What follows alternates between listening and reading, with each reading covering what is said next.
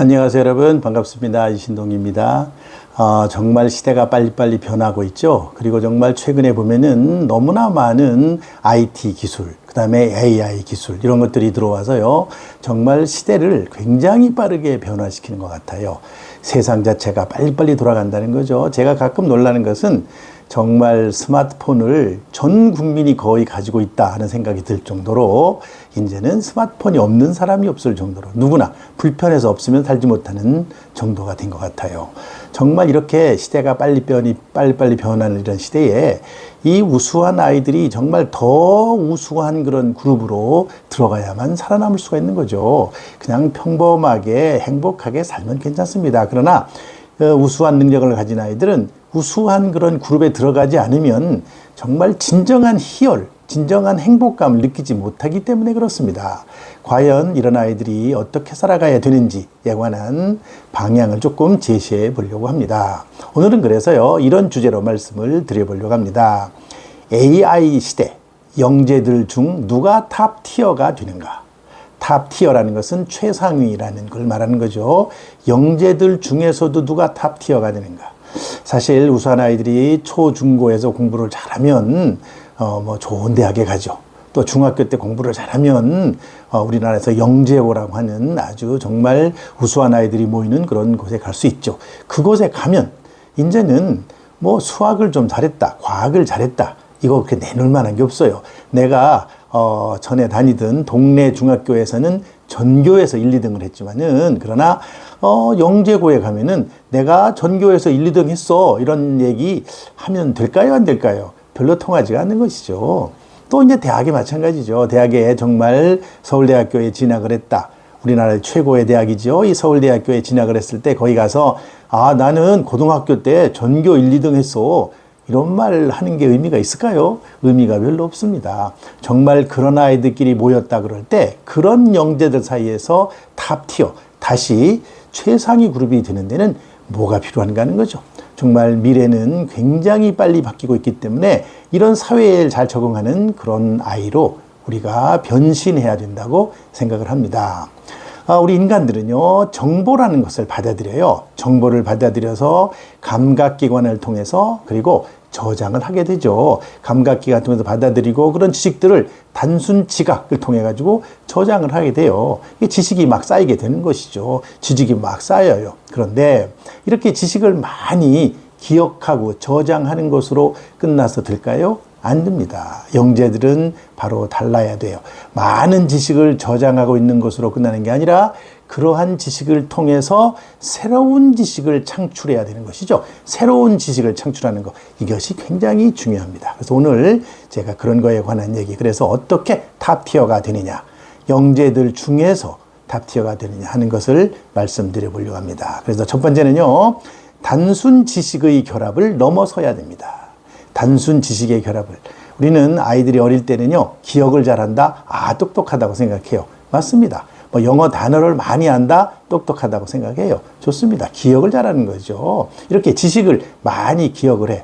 이거는 사실은 가만히 보면요, 자, 영어 유치원에 다니는 아이하고 초등학교 1학년에 들어왔을 때 영어 유치원에 안 다닌 아이하고 비교하면 누가 영어를 잘할까요? 당연히 영어 유치원에 다닌 애가 영어를 잘하죠. 그러나 거기서 똑같이 초등학교에서 이제 영어를 같이 배우기 시작했어요. 그래가지고 초등학교 6학년쯤 됐다 그랬을 때, 과연 똑같이 영어를 배웠을 때 먼저 시작했다고 해서 그 아이가 반드시 잘하는 것은 아닙니다. 또 중학교 올라가거나 고등학교 올라가서 걔가 과연 영어 유치원 다녔기 때문에 영어를 잘한다, 그렇게 말할 수 있을까요? 그거는 미리 경험을 했기 때문에 잘하는 것이지, 그 아이가 능력이 있어서 잘하는 건 아니라고 볼 수 있어요. 단순히 경험을 통해서 지식을 축적한 것으로 되는 게 아니에요. 우리가 어떤 정보를 받아들이고 지각을 하고, 그리고 이런 지각을 해서 저장을 할 때는 무엇이 작용하느냐? 사전 배경 지식이 굉장히 작용해요. 내가 어떤 상황에서 자랐고, 내가 어떤 경험을 했고, 이런 것들, 사전 배경 지식이 굉장히 많이 작용을 하는데, 이런 사전 배경 지식이라고 하는 것은 새로운 정보가 들어올 때 그 새로운 정보를 구성하고 또 재구성하는 데 영향을 굉장히 줘요. 그래서 우리가 아이들을 키울 때 이렇게 단순 지식을 결합하는 정도로 끝내서는 안 된다는 거예요. 그러려면요, 어떤 특정 분야에만 집중해서는 안 돼요. 굉장히 많은 분야, 다양한 종류의 책, 다양한 분야의 책들을 읽고 또 다양한 분야의 경험을 해야 돼요. 그래야지 단순히 책만 통해서 많은 지식을 쌓는다고만 되는 게 아니에요. 다양한 경험은요, 바로 책을 통해서 얻는 지식과는 또 다른 그런 지식을 얻게 합니다. 그런 경험을 통해서 지식을 구성하고 재구성하는 그런 노력이 있어야 되는 것이죠. 그런 걸 부모님들이 잘 보시고 그렇게 안내를 해줄 필요가 있어요. 그 다음에 두 번째는요, 이렇게 통찰의 차원이라는 것으로 가야 돼요. 통찰. 통찰이라는 게 뭐냐? 통찰, 영어로는 인사이트라고 그러는데요. 이 통찰이라고 하는 것은 우리가 늘 보는 것, 늘 일상적으로 보는 것, 그 눈에 보이는 것, 그 이상을 우리가 바라볼 줄 알아야 돼요. 어떤 현상이나 어떤 주변의 어떤 일들이나 사건들이나 이런 것들을 늘 보잖아요. 늘 보는 게 그 자체로만 받아들이는 게 아니라 그것의 이면이 뭐가 있고 그것의 위의 면에는 뭐가 있고 이런 것들을 바라보는 눈을 가져야 돼요. 그래서 지식을 막 결합을 하잖아요. 지식을 결합을 해서 이거를 융합적으로 창의적인 어떤 활동으로 이끌어내야 돼요. 융합적이고 창의적인 그런 차원으로 가야지 그냥 지식을 쌓아놓는 걸로 끝나서는 안 돼요. 이럴 때는요, 뭐가 중요하느냐? 상황과 맥락이 굉장히 중요합니다. 상황과 맥락이 굉장히 중요해요. 어떤 상황에서, 어떤 맥락에서 그런 것이냐. 그래서 상황과 맥락의 관계들을 찾아내서 A라는 관계, B라는 관계를 끄집어내서 그런 것을 섞어서 새로운 어떤 것으로 만들어내는, 새로운 영역을 개척해내는 이런 것이 필요해요. 그래서 미래에는요, 우리 AI 시대, 여러분들 보세요. 뭐 AI 시대의 가장 대표적인 게 챗 GPT라고 하는 것이잖아요. 챗 GPT 앱을 깔아가지고 거기다가 뭔가를 입력해 보세요. 예를 들면은 일본 여행을 하려고 하는데 뭐 후쿠오카, 도쿄 뭐 이런데 여행하는 스케줄을 짜달라 그러면 그런 명령을 집어넣으면 쫙 짜줘요. 내가 미리 찾아볼 필요가 없어요. 거기다 다 짜줘요.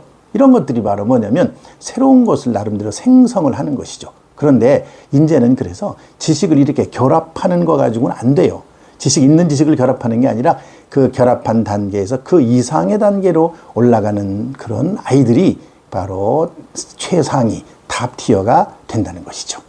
그 다음에 세 번째로 뭐가 중요하냐? 세 번째는 바로 탁월한 안내자가 있어야 돼요.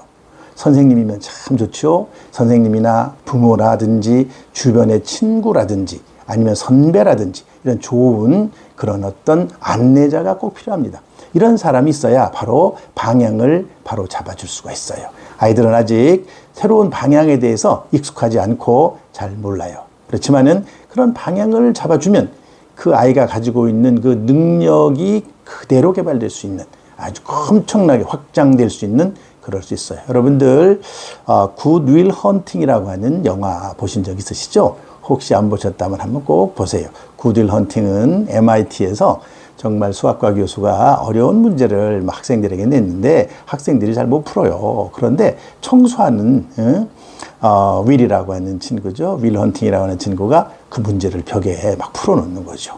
그런데 그 친구는 어릴 때 여러 가지 상처가 있어가지고 굉장히 아주 심리적으로 고통을 받고 불안정한 그런 삶을 살아가고 있어요. 그래서 그 교수님께서 친구 쇼온이라고 하는 심리학과 교수에게 소개를 했죠. 그래갖고 이 쇼온이라는 교수가 그 아이를 만나가지고 여러 가지 방면으로 그 아이의 능력을 잘 안내해서 정말 밖으로 나오기 힘든 그런 능력을 밖으로 표출해서 아주 멋진 인간으로 재탄생하게 만드는 거죠. 이 안내자가 정말 중요합니다.